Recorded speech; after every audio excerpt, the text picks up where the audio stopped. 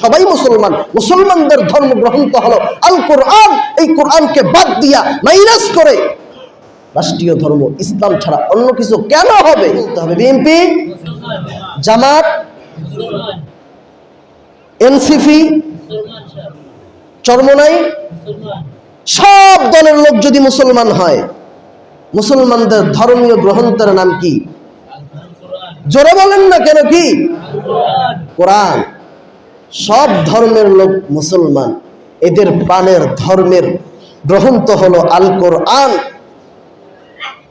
তাহলে সবাই মুসলমান হইয়া সবার প্রিয় আল কোরআনটা কেন সংসদে যাইতে পারবে না? কেন পারবে না? প্রশ্ন তো এখানে। সবাই মুসলমান, মুসলমানদের ধর্ম গ্রন্থ হলো আল কোরআন।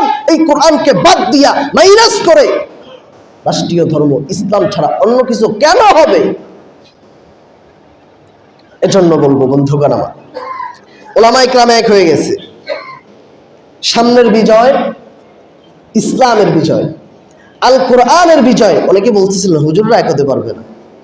আলহামদুলিল্লাহ ঐক্য হয়েছে।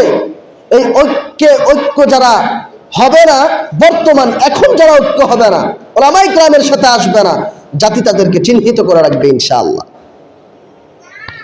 আর ওলামায়ে কেরামের কাজ তারা করেছে, ঐক্য হয়েছে।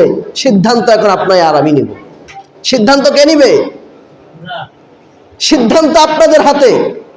আমেরিকা, ইন্ডিয়া, এদের আইনে চলবেন নাকি রবের কালামুল্লাহর আইনে চলবেন, সিদ্ধান্ত আপনার হাতে।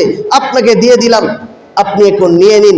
আপনি যদি চান দুনিয়া চলবে রবের আদেশে, রবের আইনে, তাহলে কোরআনকে সাপোর্ট করে সামনে বাড়বেন। আর যদি চান যে খোদার আইন চাই না, আমেরিকার দাসত্ব করে থাকতে চাই, কোনো সমস্যা নেই। যেভাবে এতদিন ধরে আছেন সেভাবেই থাকেন। আল্লাহ তাআলা আমাদেরকে ন্যায়ের পক্ষে থাকার তৌফিক দান করুক। সকলে পড়েন আমিন।